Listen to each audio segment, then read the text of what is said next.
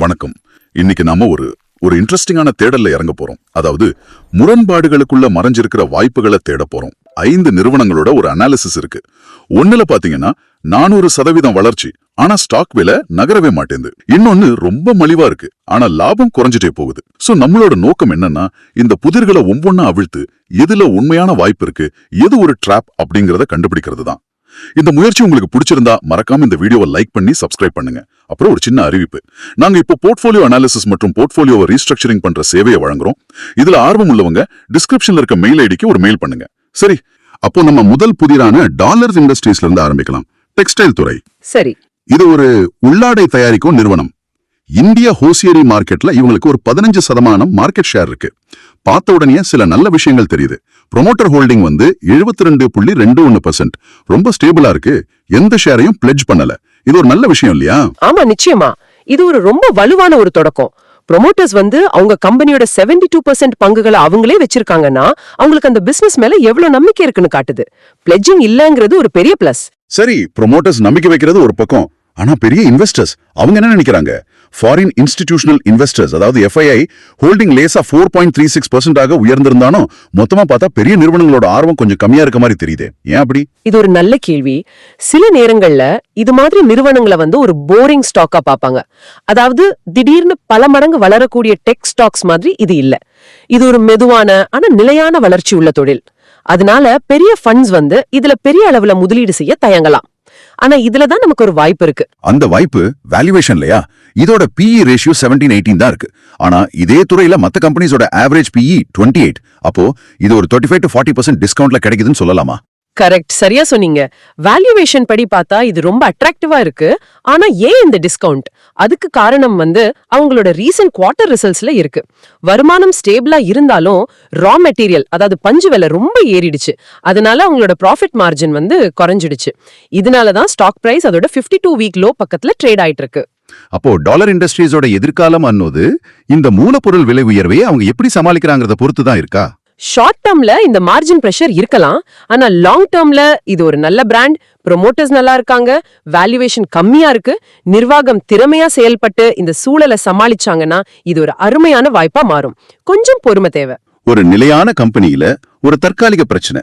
சரி, இப்போ இந்த பழைய எக்கானமி பிரச்சனையிலிருந்து ஒரு புது எக்கானமி புதிருக்கு போவோம். இங்க பிரச்சனை மூலப்பொருள் விலை இல்ல, லாபமே காணாம போயிட்டு இருக்கு. நாம பார்க்க போறது intellect design arena IT fintech துறை. ஆமா, இது டோட்டலா வேற ஒரு கதை. இங்க முரண்பாடு இன்னும் அதிகம். உலகமே ஃபின்டெக் டிஜிட்டல் பேங்கிங்னு போயிட்டு இருக்கும்போது இவங்களோட லாபம் மட்டும் ஏன் குறையுது? எனக்கு முதல்ல கண்ணுல பட்டதே ப்ரொமோட்டர் ஹோல்டிங் தான். வெறும் 29.8%. ஒரு டெக்னாலஜி கம்பெனியோட ஃபவுண்டர்ஸ் கிட்டயே 30%க்கும் கம்மியா ஷேர் இருக்கிறது ஒரு மாதிரி உறுத்துதே. அது ஒரு முக்கியமான ரிஸ்க் பாயிண்ட். அது கூடவே FII ஹோல்டிங்கும் 27.53% இருந்து 26.6% குறைஞ்சிருக்கு. இது ஒரு நெகட்டிவ் சிக்னல். அதாவது புத்திசாலியான பெரிய முதலீட்டாளர்கள் வெளியே போறாங்க. அதோட விளைவு ரிசல்ட்ஸ்ல தெளிவா தெரியுது. Q3 நிகர லாபம் போன வருஷத்தை விட 59% குறைஞ்சு வெறும் 28 கோடியா இருக்கு. இது ரொம்ப ஷாக்கிங். ஃபின்டெக் துறை இவ்ளோ வளர்ந்துட்டு இருக்கும்போது இவங்களுக்கு மட்டும் ஏன் பிசினஸ் வரல? கரெக்ட், இதுதான் $1 மில்லியன் கேள்வி. ஒருவேளை இவங்களால பெரிய லாபகரமான டீல்ஸ் எடுக்க முடியலையா, இல்லனா மார்க்கெட்ல போட்டி அதிகமாயிடுச்சா?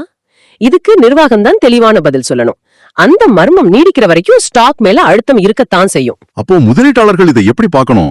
ஒரு பக்கம் ஃபின்டெக்கோட பிரகாசமான எதிர்காலம், இன்னொரு பக்கம் இந்த கம்பெனியோட சரிவு. இது ஒரு classic high risk high reward situation. Fintech துறையோட வளர்ச்சி ஒரு நாள் இந்த கம்பெனியும் மேல தூக்கலாம். ஆனா அதுக்கு கம்பெனி முதல்ல தன்னை சரி பண்ணிக்கணும். இப்போதைக்கு இது ஒரு டர்ன் அரவுண்ட் ஸ்டோரி. இதுல இன்வெஸ்ட் பண்றவங்க அந்த ரிஸ்க முழுசா புரிஞ்சுக்கணும். சரி, இன்டெலெக்ட் டிசைன் ஒரு தடுமாற்றம். இப்ப இங்கிருந்து நேர்மாறான ஒரு கதைக்கு போவோம். அங்க வளர்ச்சி பிரச்சனை இல்ல, ஆனா கம்பெனி ரொம்ப மலிவா இருந்தும் நகர மாட்டாங்குது. சாஃப்ட்வேர்ல இருந்து கான்கிரீட்டுக்கு தாவும். PNC Infratech. PNC இன்ஃப்ராடெக் இது முதலீட்டாளர்களுக்கு ஒரு பெரிய தர்ம சங்கடத்தை உருவாக்குற ஸ்டாக். அதோட PE ரேஷியோ வெறும் 7.13 தான் இருக்கு. அரசாங்கம் இன்ஃப்ராஸ்ட்ரக்சருக்கு இவ்ளோ முக்கியத்துவம் கொடுக்கும்போது இந்த கம்பெனி ஏன் இவ்ளோ மலிவா இருக்கு? இங்கதான் நாம வேல்யூ ட்ராப் அப்படிங்கிற ஒரு விஷயத்தை புரிஞ்சுக்கணும். அதாவது பாக்குறதுக்கு ரொம்ப மலிவா தெரியும், ஆனா அது மலிவா இருக்கிறதுக்குள்ள ஒரு ஆழமான காரணம் இருக்கும். நாம வாங்கினதுக்கு அப்புறமும் அது சரியும் ஒரு டிஸ்கவுண்ட்ல விக்கிற உடஞ்ச பொருள் மாதிரி. அப்போ PNC இன்ஃப்ராடெக் ஒரு வேல்யூ ட்ராப்பா? ஆனா இங்க ஒரு இன்ட்ரெஸ்டிங்கான விஷயம் இருக்கு. உள்நாட்டு நிறுவன முதலீட்டாளர்கள், அதாவது DII ஹோல்டிங் 26.22% இருக்கு. இது ஒரு பெரிய பாசிட்டிவ் தானே? இங்கதான் இந்த கதையோட புதிரே இருக்கு. இந்த DIIs யாரு? இந்திய மியூச்சுவல் ஃபண்ட்ஸ், இன்சூரன்ஸ் கம்பெனிஸ், இவங்களுக்கு நம்ம ஊர் நிலவரம் நல்லா தெரியும். அவங்க இவ்ளோ பெரிய அளவுல முதலீடு செஞ்சிருக்காங்கன்னா அதுக்கு ஒரு வலுவான காரணம் இருக்கணும். அவங்களுக்கு ஒரு நம்பிக்கை இருக்கு. அப்போ ஒரு பக்கம் உள்ளூர் நிபுணர்களோட நம்பிக்கை, இன்னொரு பக்கம் மோசமான ரிசல்ட்ஸ். கடந்த 5 வருஷத்துல சேல்ஸ் growth வெறும் 3.85% தான். Q3 ப்ராஃபிட்டும் 5-6% குறைஞ்சிருக்கு. இது எப்படி? காரணம் ரெண்டே வார்த்தை தான், எக்ஸிகியூஷன் டிலேஸ். அதாவது திட்டங்களை சரியான நேரத்துல முடிக்கிறதுல தாமதம். இதுதான் இன்ஃப்ரா துறையோட பெரிய சாபக்கேடு. ஆர்டர்ஸ் நிறைய இருக்கும், ஆனா லேண்ட் அக்விசிஷன், கவர்மெண்ட் அப்ரூவல்னு பல காரணத்தால ப்ராஜெக்ட்ஸ் டிலே ஆகும். அதனாலதான் ஸ்டாக் 30%க்கு மேல சரிஞ்சிருக்கு. அப்போ PNC இன்ஃப்ராடெக்ல இன்வெஸ்ட் பண்றதுங்கிறது அந்த கம்பெனி மேல வைக்கிற பெட் இல்லையா? இல்ல, அது இந்திய அரசாங்கம் இந்த இன்ஃப்ரா திட்டங்கள்ல இருக்கிற தடைகளை நீக்குவாங்கிற திறமை மேல வைக்கிற ஒரு பெட். கம்பெனி திறமையானதுதான், ஆனா அவங்க வேலை செய்யற சிஸ்டம் கொஞ்சம் சிக்கலானது. அரசாங்கம் இந்த ப்ராசஸ வேகப்படுத்தினா PNC மாதிரி கம்பெனிகளோட உண்மையான மதிப்பு வெளியே வரும். ஆக BNC கதை ஒரு மலிவான ஸ்டாக்கோட வளர்ச்சியை தடுக்கிற வெளிப்புற காரணிகளை பத்தினது. ஆனா ஒரு கம்பெனியோட உள்காரணிகள் எல்லாமே நல்லா இருந்தும் ஸ்டாக் விலை நகரலனா என்ன பண்றது? அது நம்மள அடுத்த புதிருக்கு கூட்டிட்டு போகுது. Kovai medical centre. ஆமா, இது உண்மையிலேயே முதலீட்டாளர்களை குழப்பக்கூடிய ஒரு நிலைமை. இங்க பாருங்க, ப்ரொமோட்டர் ஹோல்டிங் 56.5%, ரொம்ப நல்லது. Q3 லாபம் 12.49% அதிகரிச்சிருக்கு. வருமானம் 14-15% வளர்ந்திருக்கு. எல்லாமே சூப்பரா இருக்கு. சூப்பரா இருக்கிறது மட்டும் இல்ல, வேல்யூவேஷனை பாருங்க. இதோட PE 25. ஆனா இதே துறையில இருக்க அப்போலோ, மேக்ஸ் மாதிரி பெரிய ஹாஸ்பிட்டல்ஸோட PE 95 தொடுது. இது கால் பங்கு விலையில கிடைக்குது. இவ்வளோ இருந்தும் கடந்த ஒரு வருஷத்துல ஸ்டாக் விலை 12% குறைஞ்சிருக்கு. இது ஏன்? எனக்கு இது சுத்தமா புரியல. இது சந்தையோட விசித்திரமான குணங்கள்ல ஒண்ணு. சில நேரங்கள்ல சந்தையோட கவனம் ஒரு துறையில இருந்து இன்னொரு துறைக்கு மாறும். செக்டர் ரொட்டேஷன்னு சொல்லுவோம். ஒருவேளை போன வருஷம் முதலீட்டாளர்களோட கவனம் ஹெல்த் கேர்ல இருந்து வேற துறைக்கு போயிருக்கலாம். அது ஒரு காரணமா இருக்கலாம். செக்டர் ரொட்டேஷன் சரிதான், ஆனா 12% சரிவுங்கிறது கொஞ்சம் அதிகம். ஒருவேளை சந்தைக்கு தெரியாத ஏதோ ஒரு ரிஸ்க் நமக்கு தெரியாம இருக்கா? அந்த பகுதியில புதுசா போட்டிக்கு வேற ஹாஸ்பிட்டல்ஸ் வருதா, இல்ல வேற ஏதாவது காரணமா? இது ஒரு முக்கியமான பாயிண்ட். நீங்க சொல்றது சரிதான். சந்தை எப்பவுமே எதிர்காலத்தை தான் பார்க்கும்.